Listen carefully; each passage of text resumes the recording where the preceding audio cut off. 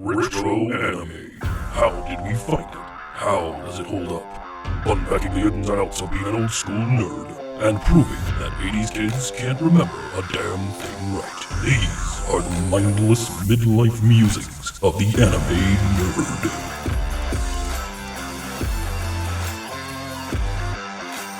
Welcome to Mindless Midlife Musings of the Anime Nerd. I'm Rick, and I'm joined by the rest of our panel, Brian, Lynette, and Vic. How's it going, everyone? How's it going, people? Hello. All Hola. right. In this episode, we continue our celebration of Hayao Miyazaki and Ghiblifest as we witness a magical fish-human hybrid usher in the apocalypse and willfully murder possibly hundreds of thousands of people to gain the affections of a 5-year-old boy. Today, we talk Ponyo. Ponyo is a 2008 Japanese animated fantasy film written and directed by Hayao Miyazaki, animated by Studio Ghibli. The film was originally released in Japan in July of 2008. It was a major commercial success, grossing over hundreds of millions of dollars worldwide, and becoming one of the highest grossing anime films of all time. Now, an English language version of the film was released by Walt Disney Pictures in August of 2009. As I said in my intro, the story follows Brunhilde, a fish fish, and her sisters, and she All 3 billion of them. a relationship with a 5-year-old boy who names her Ponyo and promises to protect her. What can you say about Ponyo? So, I think before we really start on this, one of the things we have to talk about Ponyo is who this movie was for. This movie was absolutely not for me. It wasn't for anybody on this panel. Nope. This film is specifically for children. It was designed Even then. designed and written very much with them in mind. And that is a difficult thing for me to overcome because this isn't something I watched in my youth. Even Totoro was a teenager when I saw it. This came out in 2009. I was well into living life, had an iPhone, the whole shebang. So when this came out, I was not the intended audience for this film. And boy, was I reminded of that when I had to watch it again. I didn't hate it. Hate is a strong word. This wasn't Butt Attack Punisher Girl Gataman or Burn Up W. I was just woefully under-entertained by it, I think, is the best way to describe it. But I'm gonna hand it over to you guys. Let's talk about it. Let's talk about the first time you've seen this. If this was your first time, let's talk about that too. Vic, when was the first time you caught Ponyo? Okay, so I bought because I watched the original Disney release of it. But I picked it up because when I first went to Japan, I went to the Ghibli Museum, and that was during the Japanese theatrical run, and so they had this huge Ponyo display and everything. It's like, okay, cool. And then when it released at home here, I figured, okay, well, got my nieces and nephew. There were ages between 5 and 9, if I remember correctly. Figured, okay, I'll pick it up, and I'll watch it. Yeah, no one liked it. Everyone was bored. Damn. And then I rewatched it for this panel, and God, was I bored again. It took me 3.5 hours to get through this movie. All right, so the bar has been set. Brian, had you ever seen Ponyo before we sat down for this viewing? I don't think we should start. I don't think I should be the next one. I think we should continue. Fair enough. I'm not right, ready Lynette. to talk about it. Hey, Lynette, had you ever seen Ponyo before this? No. This was the first time, and I honestly thought it was about a bubble, because just from the picture, Right. I was like, yeah. oh, it's about a girl who's a bubble, and I didn't really Bubble Girl. have any interest in learning about Bubble Girl, so No, I yeah. just never watched it. And then now I watched it, and I realized that I had higher expectations. Oh, Even man. just thinking about calling it Bubble Girl. Yeah. This is But I spent most of the time confused as to how calm the people were as they were drowning and being overtaken by a tsunami, I was like, I think they're all stoned. They all have to be Oh my stoned god. because there's no way everybody is just like, yeah, we're, it's okay. We're just gonna go Lynette, hang out at the hotel. Lynette, right out of the gate, you are coming at this with my chief complaint. It's what I wrote down. My chief complaint about this film is that nobody reacts rationally to anything that happens in this movie. No, Everybody reacts like they're on or something. They just have no F's to give about anything that's happening around them. It was astounding to Actually, me. there was that one irritable old lady that was, Except Toki. yeah, she was until the very end. yeah, until the very end. Yeah, she knows what's going on.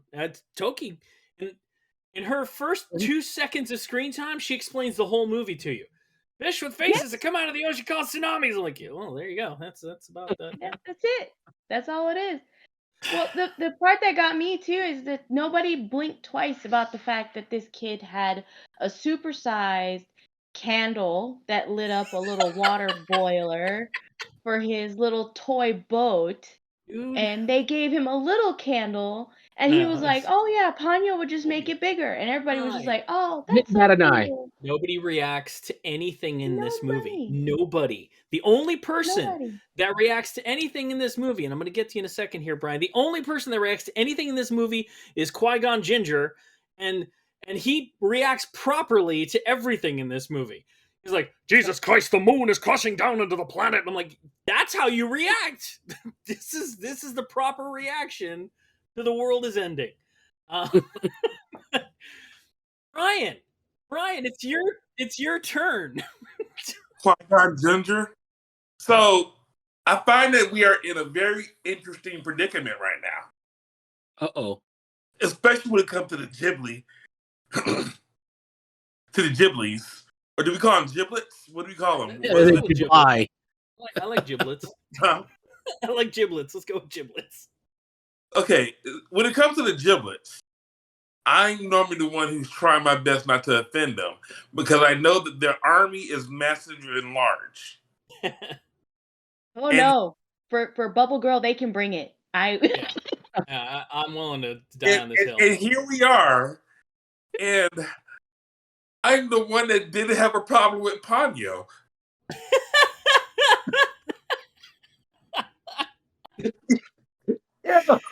So I literally was going to come in here and say that to the point where I learned the man's name.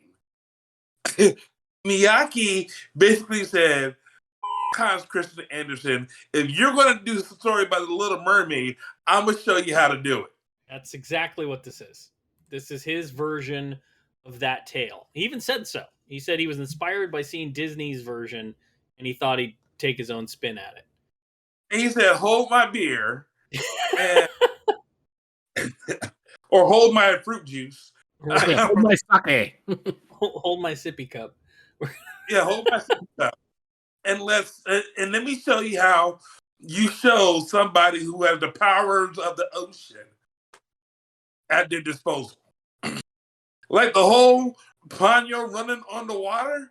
Mm-hmm. I was like, get, girl, get. I was all about empowerment. I was like, that's the way you're supposed to do it. Starting off with chicken legs. I'm here for it. I'll give it to you. You know, the movie was beautifully animated. Oh yes, it was. No, it is. You'll never hear me say an unkind word about that. This film opens so beautifully. These ocean creatures are gorgeous. They're intricate. They're moving so well. It's beautifully animated. It's not the animation I had issues with. It was how wholly unrelatable every character in this was. Nobody freaks out. Nobody freaks out. All right, Ponyo's a goldfish. Is she? Is she? One person freaks out. Yeah, the dad. No, Lisa. Lisa doesn't freak out, man. No, Lisa doesn't freak out. There is a hold up. No. You hold on now. Flag. There is a girl jumps off a wave shaped like a fish, has chicken feet, runs towards her and past her and transforms into a girl as she grabs onto her 5-year-old son. At no point does she go, what the f-? She's just like, all right, let's go inside, kids. Like, that's just nothing. Who wants ramen and tea? Right? Yeah, it's just, Now, granted, Lisa, she's a drift queen. Her driving ability is insane. oh, yeah. No, I Look, easily my I favorite actually character. I said Lisa's a horrible driver. I didn't know she was one of the stunt drivers in Fast and the Furious Tokyo Drift. Yeah, she's a drift queen. Look at her drive. She is like no issue. I had no idea. I didn't recognize her work until that. I was like, okay. Even when the waves of Hanagawa, right? Because they designed those waves to look like the old woodcutting art. Even when those waves are piling down on her, she's just driving. She's like, boy, this wave's really after us. No, react like the ocean is trying to kill you. She goes, it doesn't give up. It doesn't know when to quit. It's like, what? Nobody. There were times where the ocean was literally staring at her. Yeah. Yeah, So- I'm telling you, this is a clear example of what happens when medical takes over an entire island and all the adults partake. They're just like, it's cool, whatever. I'm Koi fine. Yeah. It's awesome. Look. The waves look like fish. There's a little fish girl who has chicken feet. It's totally cool. Nobody leaves their baseline at all. No, Just- not even. The only the one who does military. is Toki. And Toki is my spirit animal. This whole movie, she's like, but the thing has a face. I'm like, yes, that's wrong. Like, what are we doing? I have a note. Put it back. Since we're talking about unbelievable stuff, there were a couple things I did find that just didn't track. All right. Sasuke is 5 and he knows Morse code. Right? Yes. Baller. I can get that part.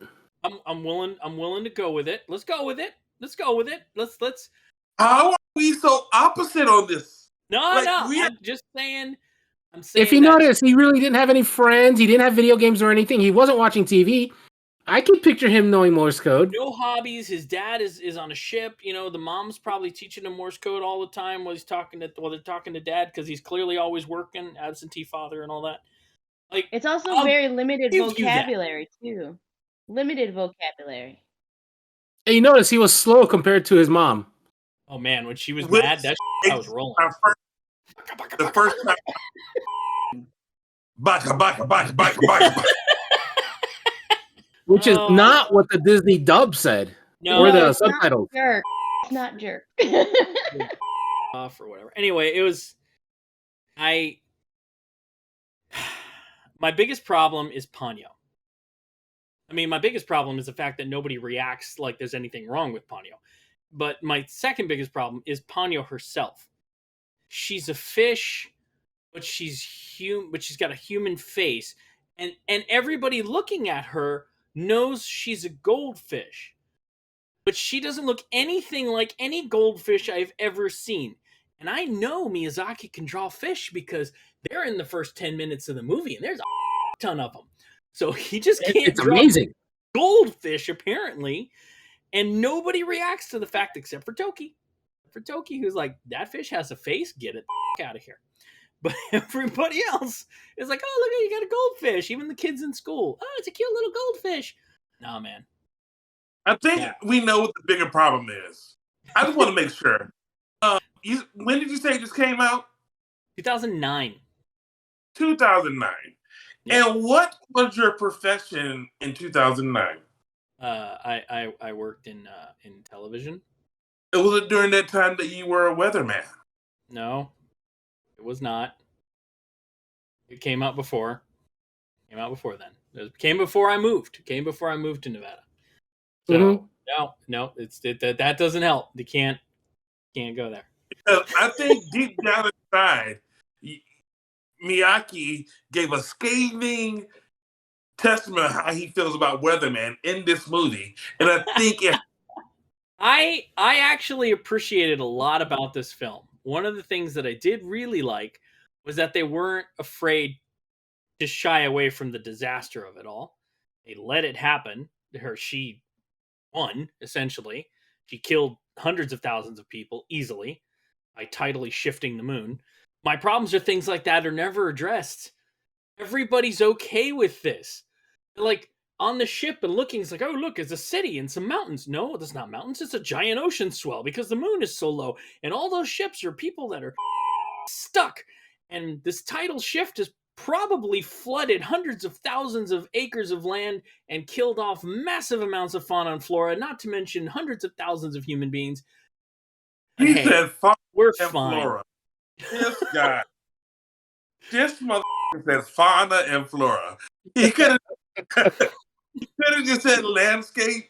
But you okay, Neil deGrasse Tyson. Oh, man, you got a kid who's a budding documentarian. You start to sound a little weird.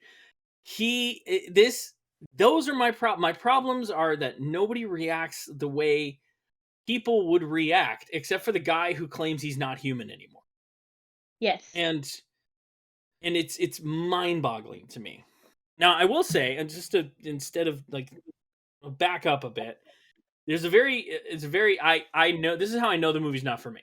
All right, in the first like few minutes, Qui-Gon Jinn is doing his water droplet thing in his bubble, and nobody knows what the f- he's doing, and they don't really explain it. He's just doing things, and Ponyo like escapes, and you're like, okay, and then you treat it as beautiful like children's style illustration animation for opening credits that Miyazaki himself did because he wanted to make sure he did it, so he animated a whole intro by himself. Good for him.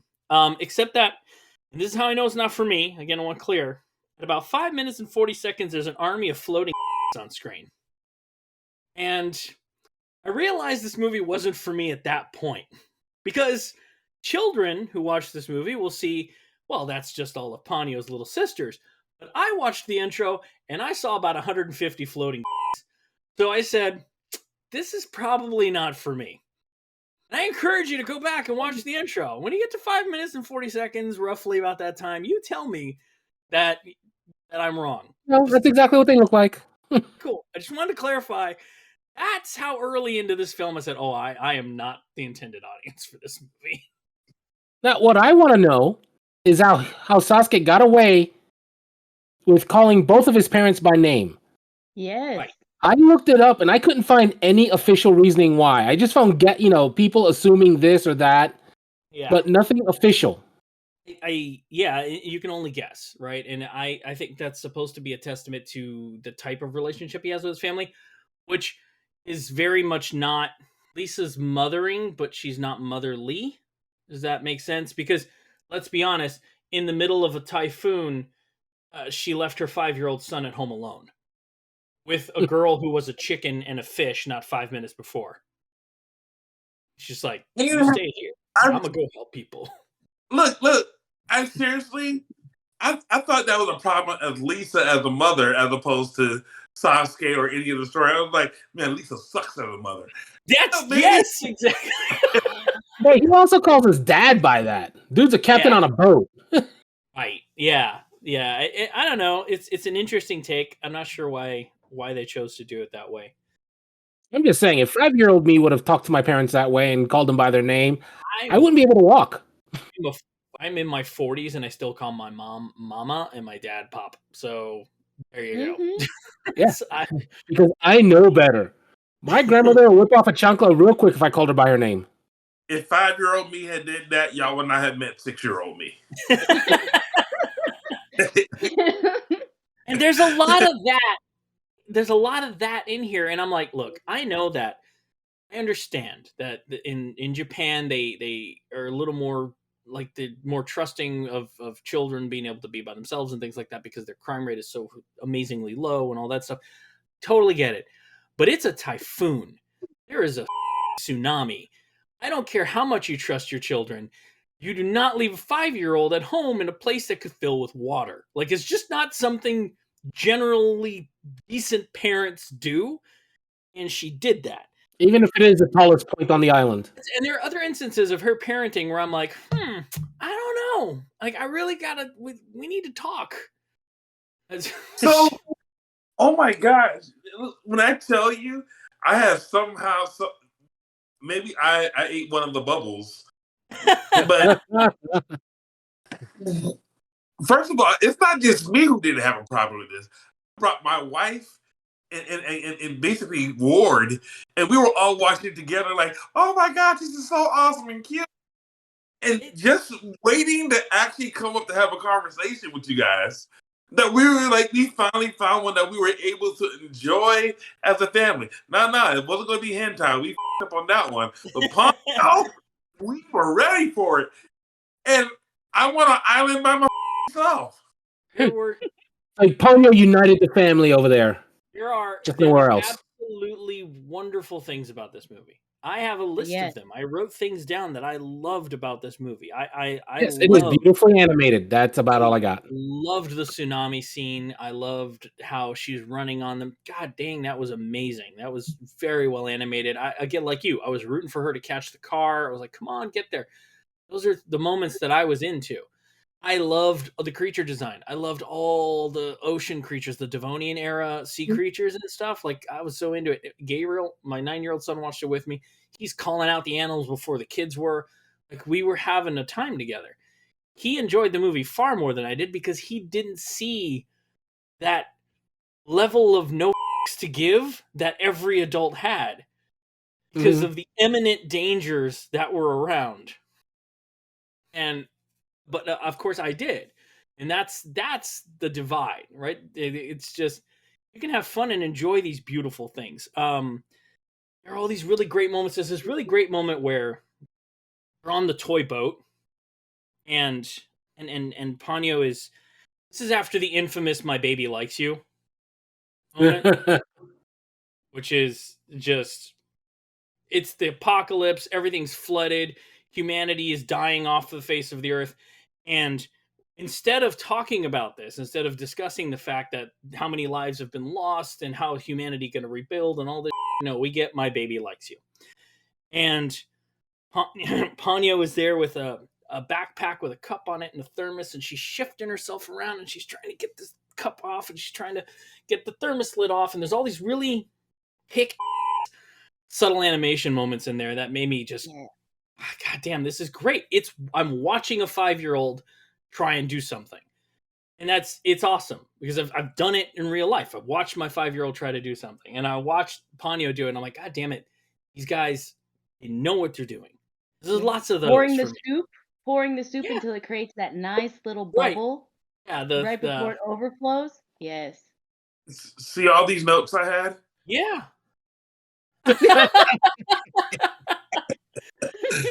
Hey, Brian, you know what? If you enjoyed it, you can tell us why you enjoyed it, and you're not going to stop you from it.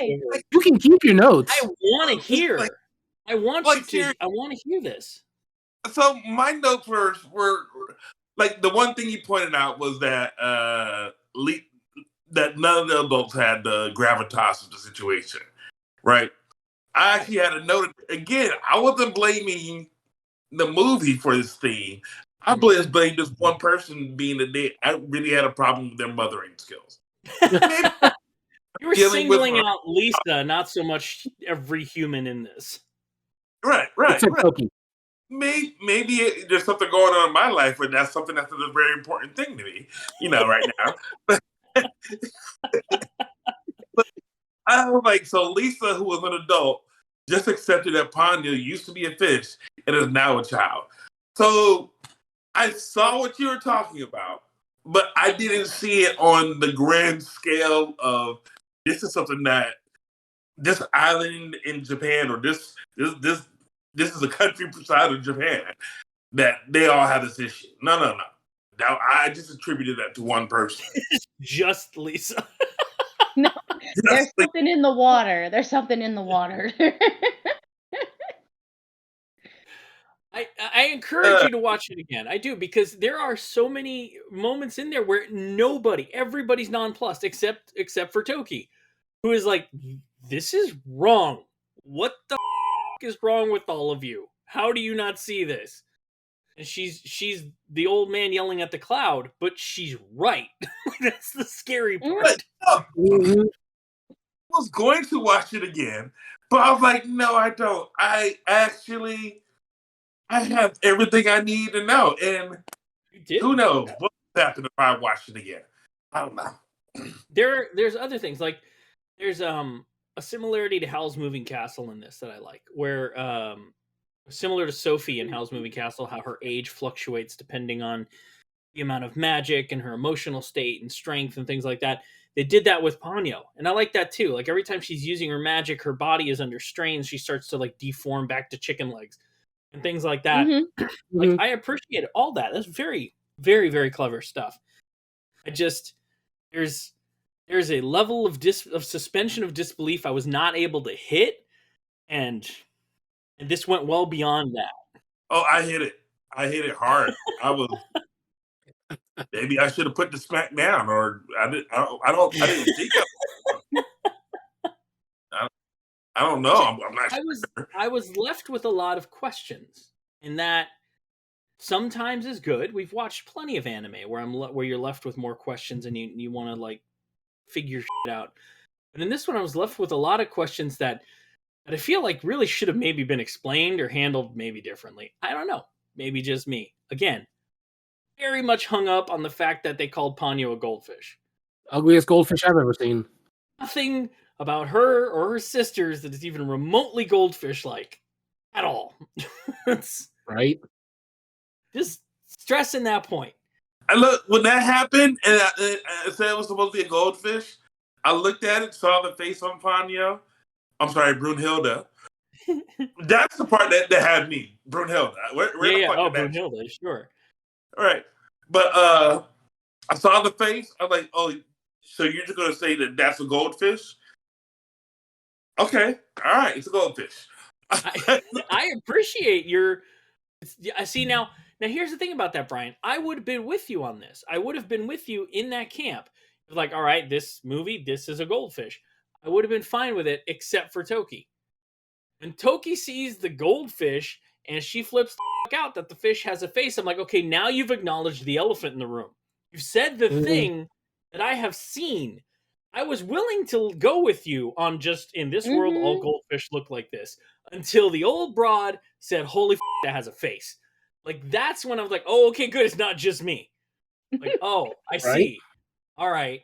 So that's when that got broken for me. Because I was like you. I'm like, okay, this is how goldfish look in this cartoon. Nope. That's not how goldfish look, even in this cartoon. Right? And then there's the fact that she can survive in both saltwater and freshwater. Yes. Right. I'm like, okay, because she's magical. So I was like, oh, she's magical. I'll give you that. That's why I was like, when he filled up the bucket and then put her in there, I was like, well, that just killed her. I was like, well, this is what happens to.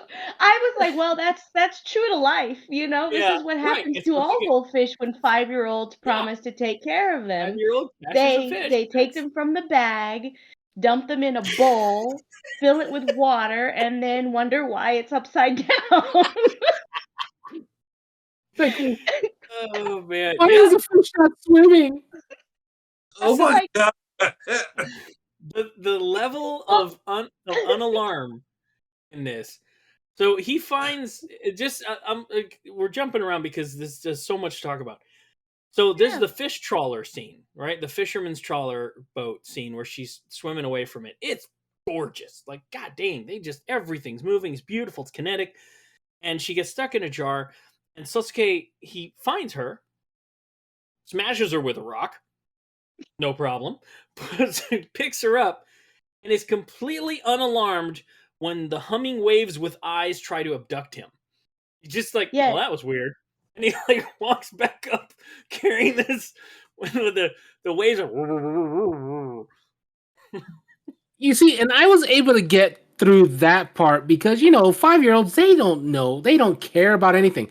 His focus was on this ugly goldfish that he just found. What do you so he goes up the stairs. He's like, "Oh, okay, the water, whatever. I got this goldfish." That's where his single frame of thought was. So I can get past that. I could get past that as well because he was just like, "Oh, gotta run away from the water." And then he said, "That was weird." Yeah, he said, that was weird, and just picks up the fish and tra la la la la. I'm going back up again. He's 5. Okay, I'll give you that. But that's the same level of reaction his mom gives, the old ladies give, except for Toki. The schoolgirls live. The schoolgirls all are crushing on him. Then one of them comes out. I liked this moment because it's so much a 5-year-old thing to do. You're not allowed to have animals at school property. And he's like, this isn't school property. The bushes belong to the senior center. It's the most stop touching me, I'm not touching you moment. And Right? so very...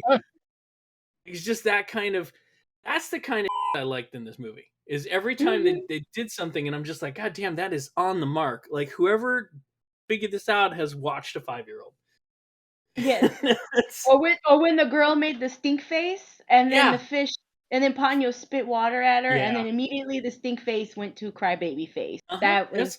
I was like, yep, that's what happens. Excellent. In the way it happened. I'm trying to give myself a reason because I'm a learned individual and I should be in y'all's camp, but I'm trying to figure out what the can I do. Well, turns off everything, and I was like, "This is awesome." What did? It's for kids, man. I don't know what to tell you. Like, there's just... This is how bad Qui-Gon Ginger? Qui-Gon Ginger. Qui-Gon Ginger. His name is Fukimoto. Thank you. So... But look what's happened. I'm the one... What the... Touche. Oh, man. Look. Again, people just being nonplussed about things. And Brian, you're right. This is more on Lisa than anything else. But there's this moment where, right after that, where he does the bit with the bucket and he knocks it over and almost kills Ponyo again, because that seems to be his MO. And then he takes her and he runs from his mom. After Ponyo spits all over Toki, he runs from his mom and he hides. And his mom doesn't kill him. And I went, sure. That happens. Because have you ever ran and hid from your parent and been called back and just said, nah, I'm going to stay down here by the ocean instead of coming home? That would have been the end credits for me. Yeah, I wasn't able to walk the next day. No. My mom would have 3-named me and I'd have put rocks in my pocket. That would be right. You're just like, that's it. My mom would have 3-named me, and I'd have been like, "This ocean looks nice." There's just so many of these moments where I'm like, how is nobody reacting? And not only does he disobey his mother, he goes into the ocean, almost drowns, and then he gets ice cream for it. Yes. That's some horse. Just saying. And that, again, this is my chief problem with this film. That for all the magic Ghibli does with animation, environment, doesn't character Lisa design. steal the ice cream? What's that? Oh yeah, she steals some of his ice cream. She gives him ice cream and then she takes some. So. She does. She gets the mama tax. That's what we call it in this household. You pay the mama tax. No, it's a lot of, I don't know, unbelievably poorly written. Like, nobody's human in this except for the guy who's not human anymore. Right? Yeah. And there are things that are really cool. Like, I love the creative design, right? Every background in this is colored pencil and outline. So it all kind of looks like a children's book. Nothing is quite perfect. Everything's a little straight or askew, or the backgrounds aren't filled in 100%, or like everything about this reads like a kid's book. And I love that. I was there for it. I got it. None of the characters have shadows. Like, none of the characters are shaded in the whole movie. Everybody's flat. There's no depth to any of these characters, which, I mean, is kind of apropos compared to the characterizations, except for like a handful of scenes where they find, for some reason, I don't know if it was budget constraints or whatever, but most of the film, every character is completely flat. There's a handful of scenes where they actually have shadows and highlights and definition. Otherwise, it's just like single colors on the cells for the whole film. Again, I don't know if it was a creative choice. I can't see any reason why they would have done it, but it does all feel more childlike. Like you're viewing the world through the lens of a child. It didn't feel so much Japanese anime as more. It felt like more Don Bluth. Yeah, you know. I'll give you that. I agree. I do.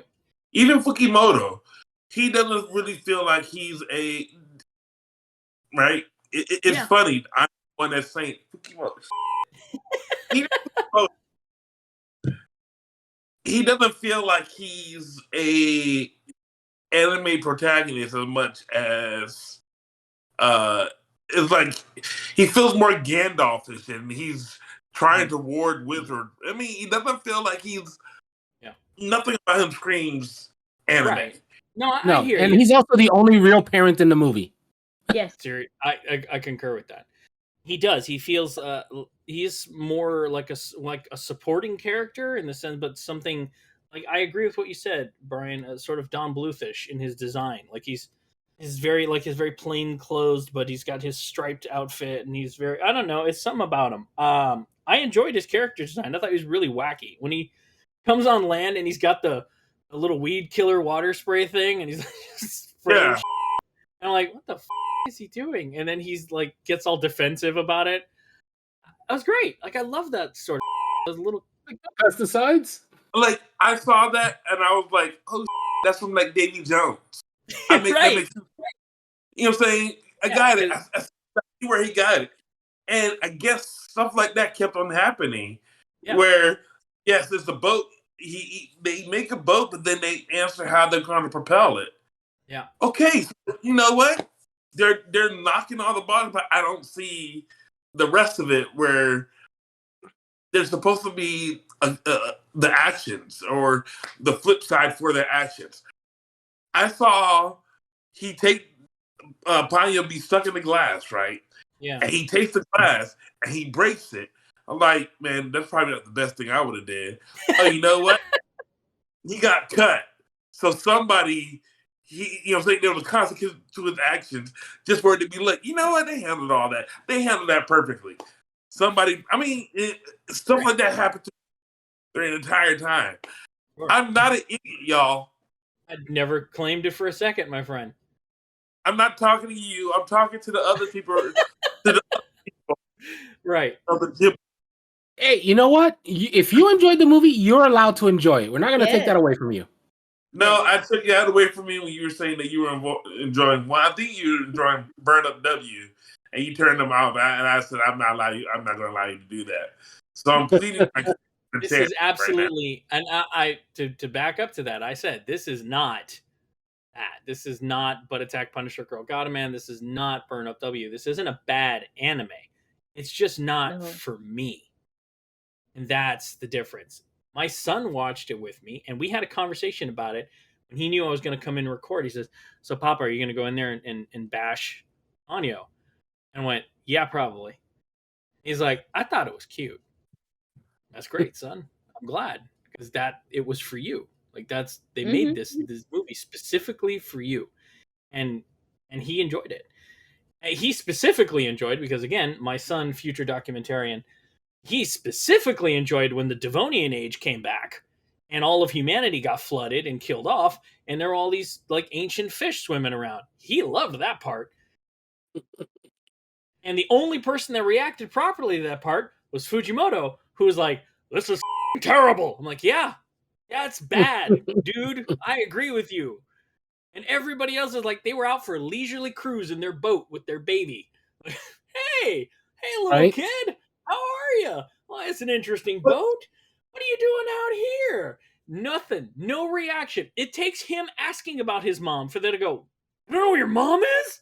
Like, you didn't think, boy, this is weird that this kid is out here in a candle-powered boat. Where the are his parents? Nobody reacts. You know what I thought? In that moment, I was thinking to myself, well, they clearly saw that he had a captain's hat on. He knew what he obviously knew what he was doing. So you never take a captain off his ship. It doesn't matter what it is. That's the thing. That's how you know this story is not for me, is because these are the things that kids don't think about. The kids, they think about themselves. They're out there on this adventure. They're on their little boat. They're having a good old time.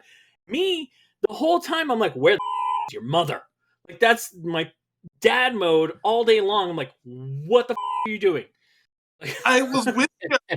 Dude, we're the same age. Yeah, I hear you. To me.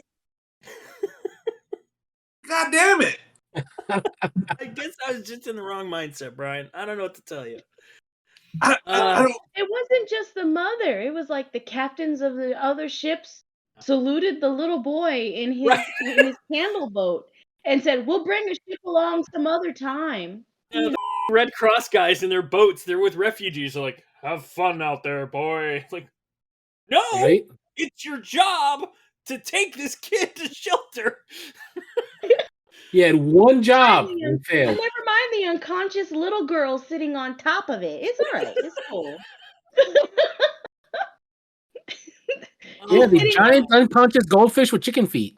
Yeah, and she's sitting on top of what constitutes a cooking stove. Like she Yeah. could be getting cooked and nobody mean, cares. Yeah, I mean, you know, fresh fish does taste best. Like, that's what makes it so freaking hilarious. Is that I'm playing baby. I would have. I should be in uproars about this movie. I did not understand the assignment.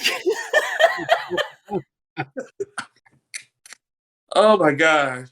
I did write a note for you, Brian, with you in mind. At about an hour and a half in, he finally comes to the realization that his mom might be dead, and he starts crying because he can't find her. And I'm like, oh, there's Brian's tears, Brian's favorite, tomato-sized tears coming out the kid's face. So like, those are Brian tears right there, and because it's honestly it's such a Ghibli staple. Like every time a young character cries, it's always those ginormous ball-sized tears coming out. So Brian, talk to me some more about it. Tell me some of the other things that you loved, because I really want to hear. When Ponyo has tea for the first time and she really likes it, I put, if Ponyo likes tea, wait till she tries sake. No, her glee with everything is great. This, like, the way that she is just thrilled with everything happening around her. When she first comes into the house and she gets the lamp that they pull off of the socket, and she's running around the house, like jumping on everything and looking at everything, like the wonderment. That's great. When she sees the ramen get cooked in front of her, I was like, God damn, I know that feeling. Like, I know that feeling when you open up that ramen. My one question was, what flavor ramen was it? Was it right? chicken? I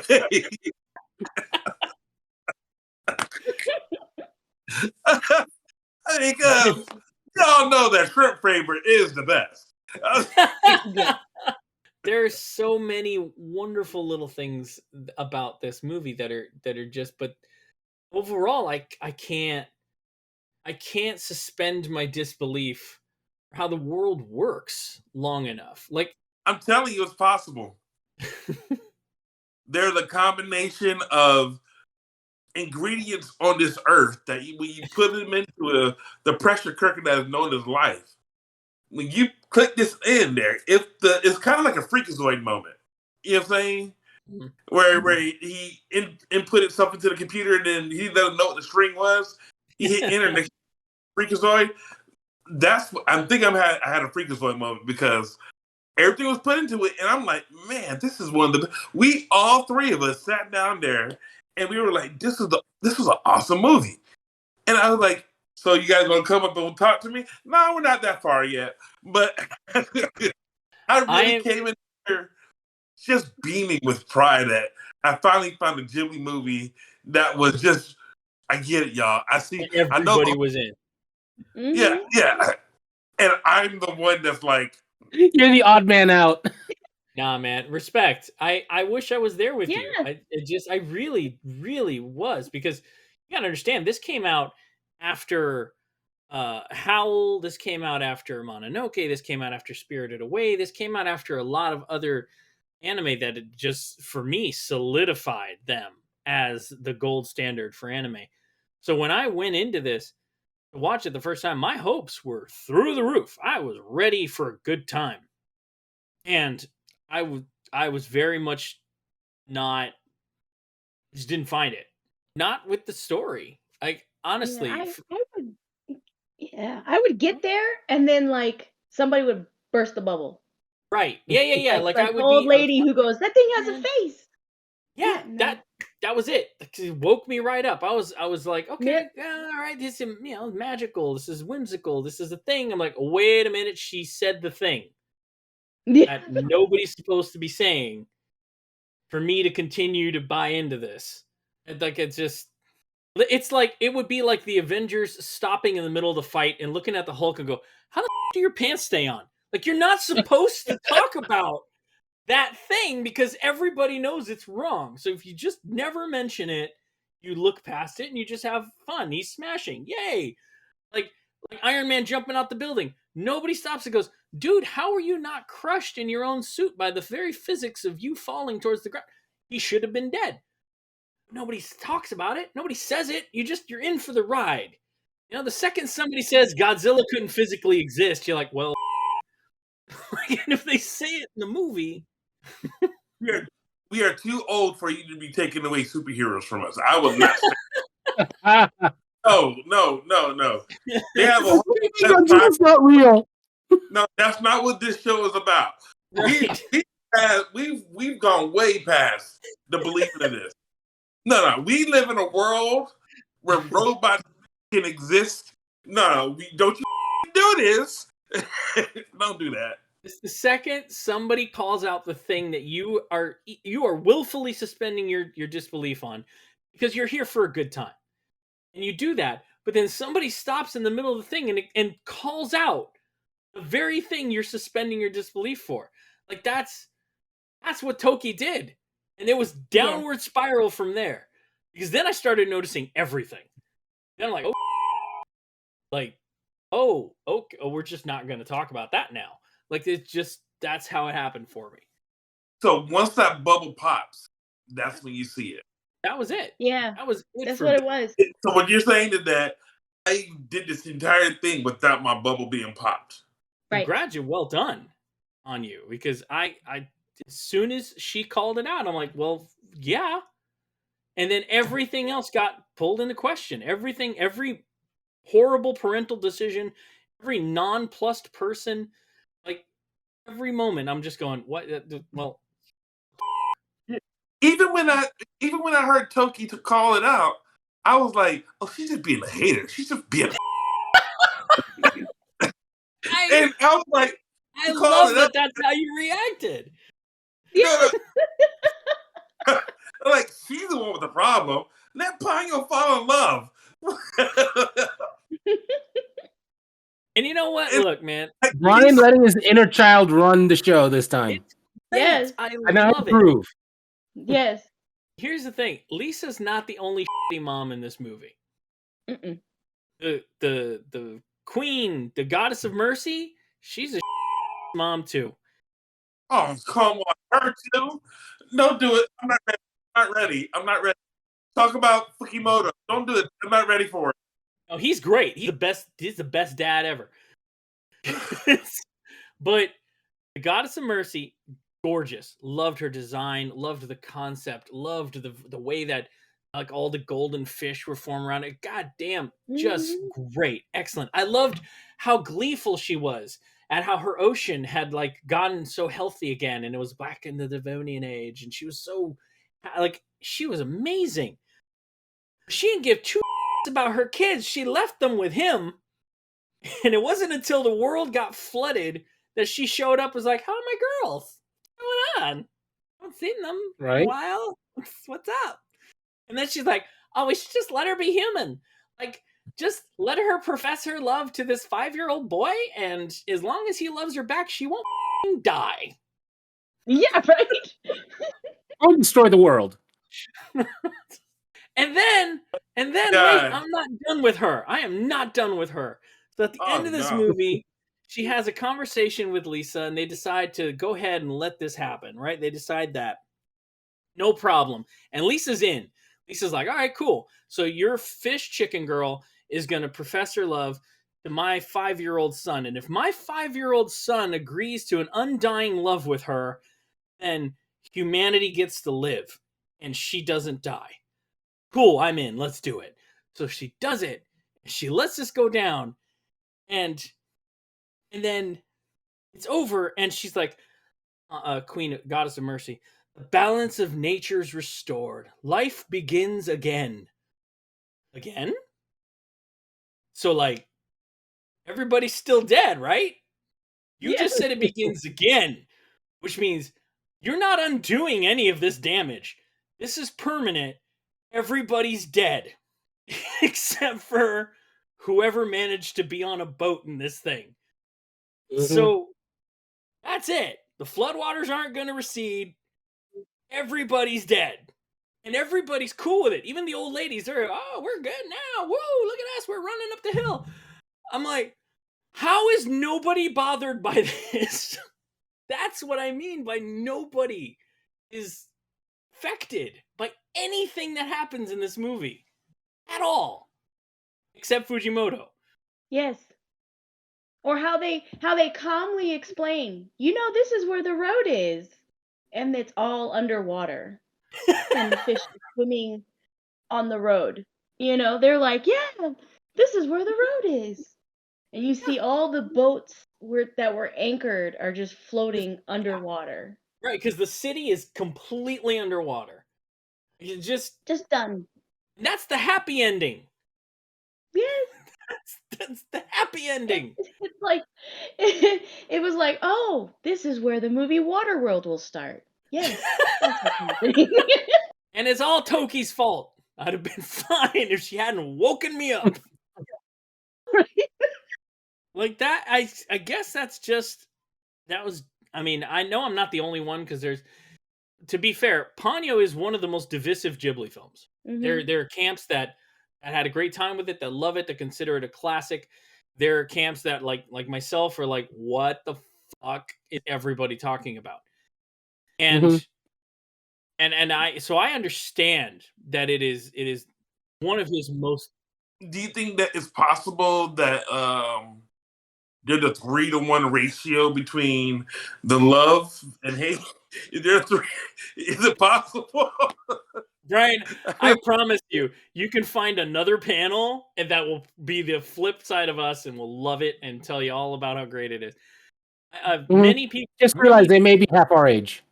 Many people love this movie for a lot of really valid reasons. I was not able to fall in love with this film for what I argue are a lot of very valid reasons as well. And I think it's great that you had a good time with it. I really am. I'm not saying I Is this didn't the have part a good. we have high hopes? We have I did. high hopes. I did. I had high apple pie in the sky hopes for this one. And I unfortunately, I could not get into it. As much as I tried, as much as I wanted to love it. And it makes me feel worse. I'm sorry. It's like, I was not happy going in to rewatch it, because it's like, I remember how much I didn't like it the first time.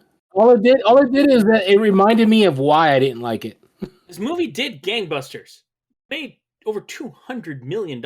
This movie did extremely well. It was very well received. I feel very much like we're in the minority, and Brian is representing the majority here. And that's great. I'm glad. I'm really glad. Everyone doesn't have to like everything the same way. Not everyone has to hate the same thing. What's funny about this movie is Why did you look at that though? Why did you didn't have to look at me when you said that. You looked right at me. You said, like, a lesson should be learned here. So this was one of the most widely released Studio Ghibli films, because again, the groundwork had been laid by films before it. But it opened in almost 1,000 theaters, which is huge for a Japanese anime, especially at the time. We weren't exactly doing, Fathom events back then. So this was a big deal. Compared to movies like Spirited Away, which released in only 26 theaters in the US when it came out, or Howl's Moving Castle, which only had like 35, 36 theaters that it was released in. Or Princess Mononoke in 97. Princess Mononoke had like less than 40 theaters showing it in the nation. Mm-hmm. It just so happened that that one I got to see in theaters, which was wild. save that for that episode. This is the M. Night Shyamalan of them. This Yeah. is the M. Night Shyamalan of Ghibli. You know, this is the one where you're like, man, this is gonna be an awesome movie. You know, we have Unbreakable. Unbreakable. You have all these, and then you just get The Village, or you get After. I mean, this or is just The Lady in the Water or something. Yeah, I hear you. I actually enjoyed The Village. See? There you go. Here we are. There's Vix Ponyo. So I'll accept that. Out of all of them, if you compare it to all the other ones, yeah, The Village was actually pretty cool. But that's what this. You're right, Brian. That's an excellent way to describe it. This is the M. Night Shyamalan Ding Dong of the movies, because it's long time big fan. Always love when you listen in M. Night. He loves being called Shyamalan Ding Dong. He does. It's our friendly name for each other. So it's it is that. It is that in that it's divisive. There are people that are like, man, this was like his best one.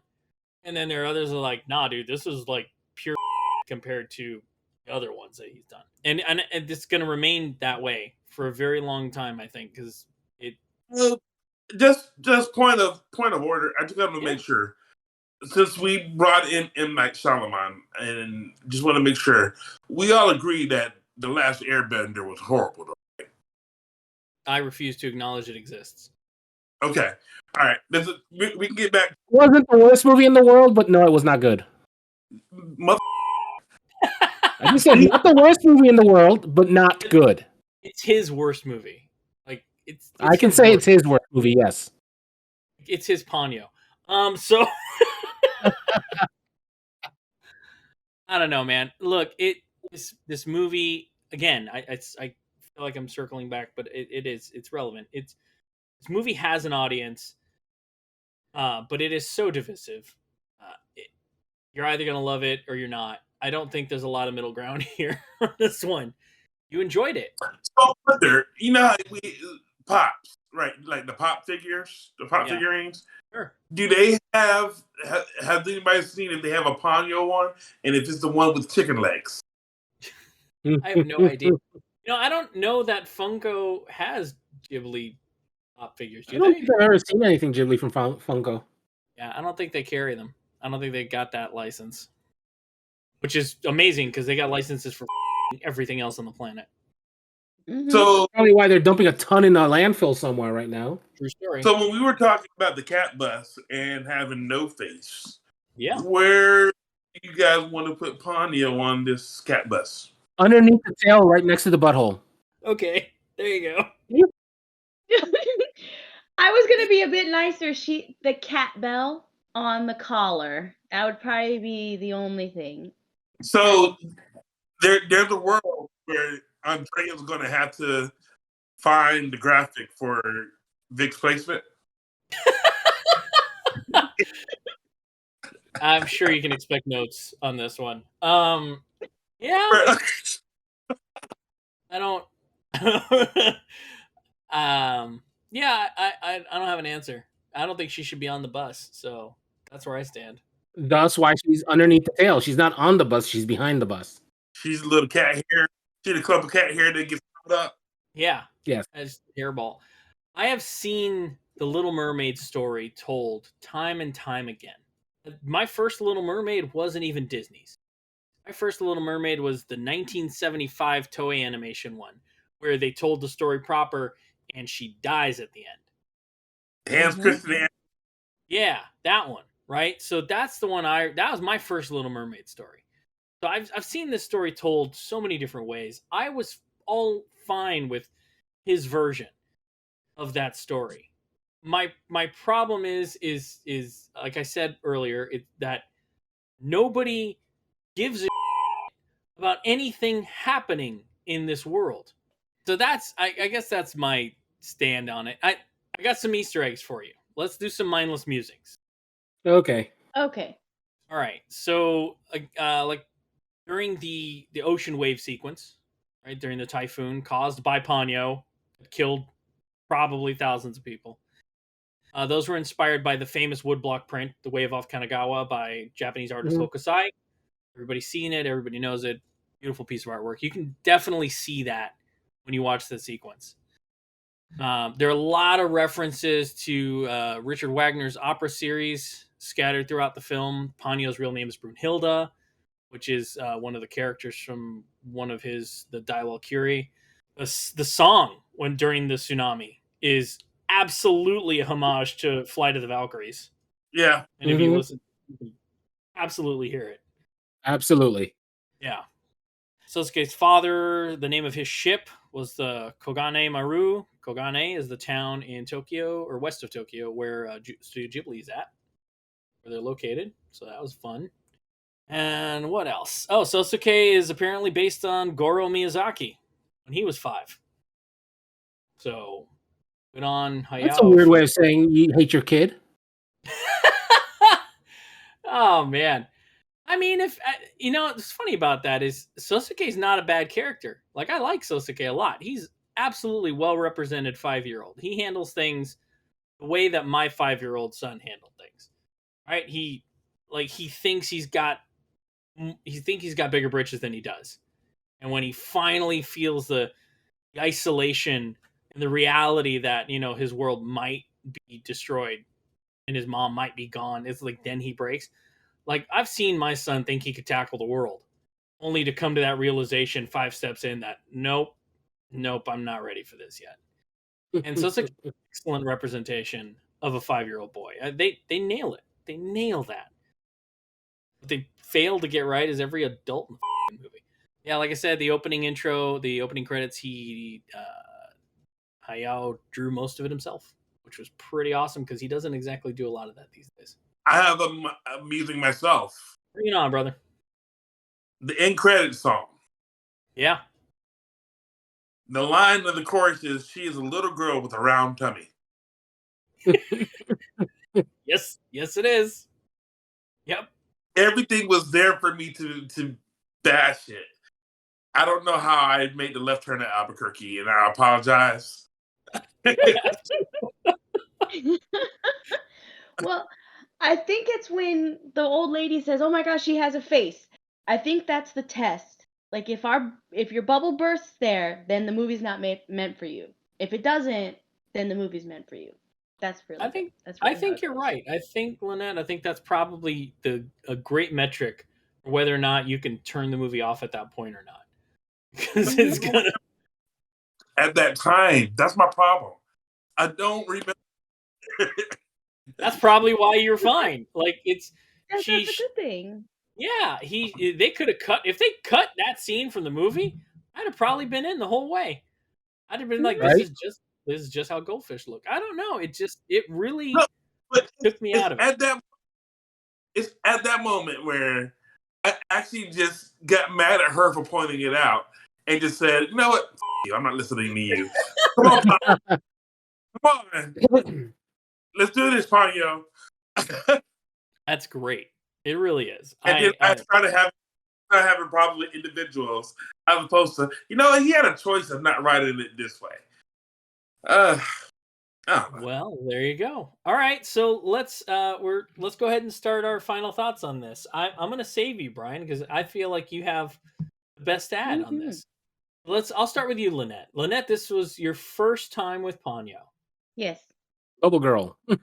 And I wish it would have stayed Bubble Girl, but it was not. The animation was beautiful. The art was beautiful. The story I couldn't get behind. But like, if I muted the whole thing, I probably could have enjoyed everything, just visually. I would have to say, yeah, if you fall into the trap where your bubble bursts when the lady says, "Oh my gosh, it has a face, throw it back," then you should not watch the rest of the movie. Just turn it off and enjoy what you had right there. If you don't fall for it, enjoy the rest of it, because I think you'll really love it. And awesome. That's how I'll end it. I love it. All right, Vic, go for it, man. Ponyo. I'm in the same boat. Visually, the movie is beautiful. The artwork, the animation quality, sometimes just the frame rate of the animation is just so silky smooth. Mm-hmm. But God, I wasn't kidding when I said it took me a little over 3.5 hours to watch it. I got bored every couple of minutes. I had to pause it to, find something to wake myself up with. Surf the internet, get something to drink, and God, it just bored. I was so bored during the movie. And like I said earlier, this is not my first time watching it. I watched it back when it came out, and even my nieces and nephew, all three of them, they were bored when we watched it. They're like, it's not a good movie. So it's like, if you enjoy it, that is great. It's just, I was bored. It feels a lot like this is a you have to see for yourself kind of film. Mm-hmm. I don't think you can tell someone, yes, this is a movie for you. No, this isn't a movie for you. There are, like, Brian has just found out, like, he enjoyed this film, and if he would have tried recommending it to the three of us, we would have all been like, dude, what the and that's kind of how this goes. Like, you can't say definitively you're gonna love this, or oh no, don't, you're gonna hate this, because you just don't know. That's the kind of division this film has had over the internet over the past decade plus, and it seems to me that that's the kind of thing that's going to continue to happen. This we are covering this because this week of this airing, it will be part of Ghiblifest. So if you really want to, this is a great opportunity for you to experience Ponyo in theaters. If you feel so inclined, if you loved it, great chance to catch it again in the movies. If you've never seen it, it's a great chance to experience it the way that Studio Ghibli would have liked you to. So I do encourage you to consider checking it out. Don't hold our reviews to account on this one. As you can see, we are a divided panel. Brian, I'm going to let you go next, buddy.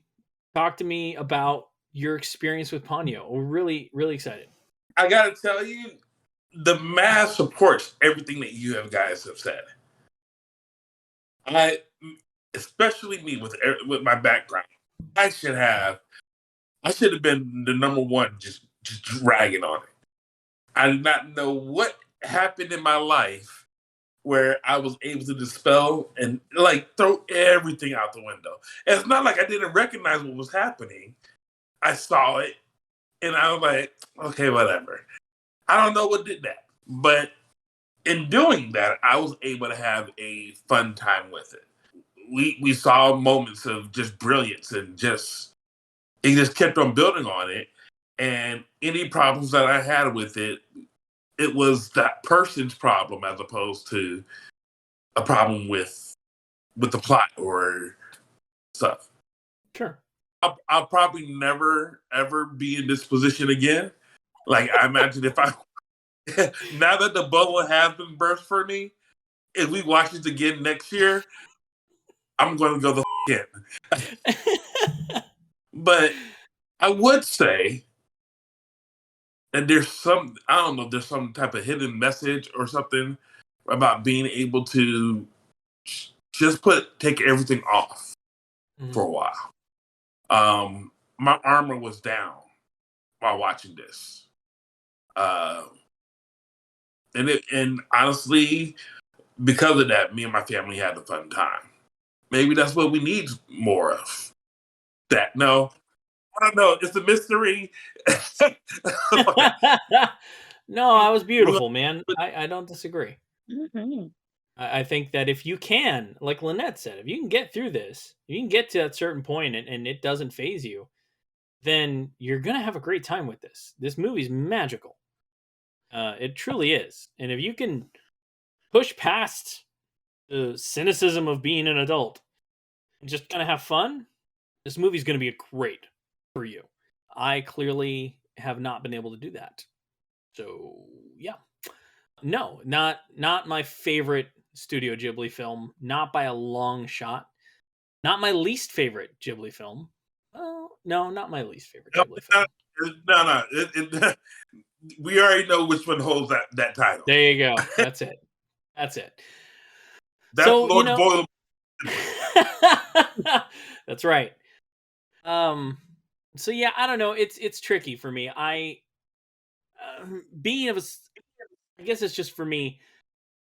Knowing that this is a Little Mermaid take, it had a bill of sale for me. that it had to meet. And I don't feel like it was able to deliver on that. I appreciate more than probably everybody on the panel. I don't mean to speak out of turn, but I appreciate a lot of the subtleties of the magistry of the animation in this film, probably more than the rest of you guys. It's just because of my upbringing and my nerddom for the stuff. I could talk about tiniest little things 100 times over. They're all beautiful. This movie is beautiful. There's so many brilliant, beautiful, tiny, intricate moments that are so great. But for me, it was surrounded by a cast of characters whose level of incompetence met no limit to me. I could not believe that the only sane people in this were an old and Qui-Gon Jinn, the man who insists he's no longer human, but is the most human man in the film. And they're the voices of rationale in this world for me. And I had such a hard time connecting with the rest of these characters.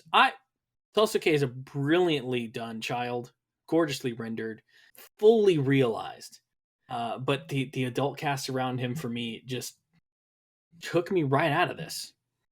So that's, for me, it's a like, don't bother. But again, like I said before, this is not the kind of film you listen to us on. This is not the kind of film you listen to Brian on either. This is the kind of film that you take a risk, you take a chance on yourself, and you go see if you can experience the magic of this movie the way that Brian did, and maybe not the way that I did. See if you can have a good time with it. It's worth giving it a shot. As much as I dislike this film, I think it's worth you trying to like this film. That makes sense? Yes. And actually, I just want to point out something. They are actually called giblets. That is fantastic. And that's the only way I'll refer to them from now on. So They call them, I said they call them no-facers, tortos, gibblers, giblites, gibbelievers, gibelonians. Oh my. Ghibli sprites. That's great. I like that. And giblitos. Giblitos. That's great. So yeah. All right. Well, my fellow giblets, that is going to do it for this episode. So until next time, keep calm and remember, my baby likes you. You've just been privy to the mindless midlife musings of the anime nerd, presented by Geek Grotto. Follow the podcast on Twitter at Geek Grotto. For show notes and corrections, or for general geeky fun, you can visit our website at geek-grotto.com. If you would like to sponsor the show, you can do so on the podcast's Red Circle host site, redcircle.com/shows/MMMAN. If you're listening to us on your favorite podcast app, please like, follow, and subscribe.